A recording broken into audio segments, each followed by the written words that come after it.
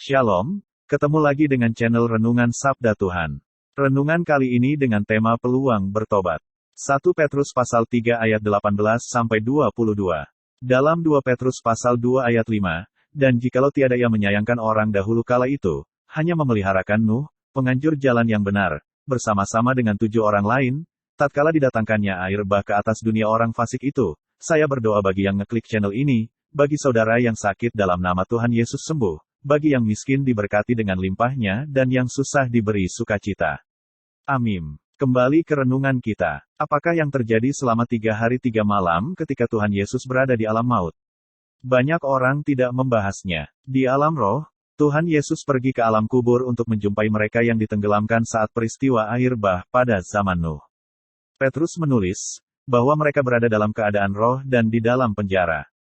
Kitab Kejadian menulis bahwa kejahatan mereka saat itu sudah tidak bisa maafkan lagi. Tuhan pun menetapkan untuk menghapuskannya dari muka bumi. Hanya Nuh yang berkenan kepada Tuhan, di antara orang-orang sezamannya. Semua keturunan Adam, kecuali Nuh dan keluarganya, ditenggelamkan dalam banjir besar itu. Tuhan Yesus pada masa antara kematian dan kebangkitannya itu pergi menemui mereka.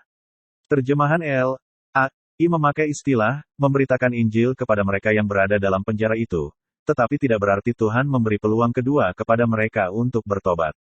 Untuk keyakinan peluang kedua seperti itu, tidak ada dukungan alkitabiahnya. Besar kemungkinan yang dimaksud dalam konteks ini adalah proklamasi Injil yang telah mengalahkan dosa, dengan mematahkan kuasa maut. Mereka yang terpenjara itu disadarkan, bahwa mereka dulu hidup dalam kuasa dosa dan menolak kesaksian Nuh, serta terus hidup dalam dosa, karenanya mereka layak berada dalam penjara itu.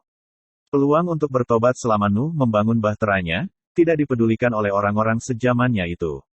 Kita bisa belajar satu prinsip rohani, yaitu peluang untuk bertobat harus kita manfaatkan, sebab bila peluang itu habis waktunya, tidaklah ada jalan lagi untuk bertobat.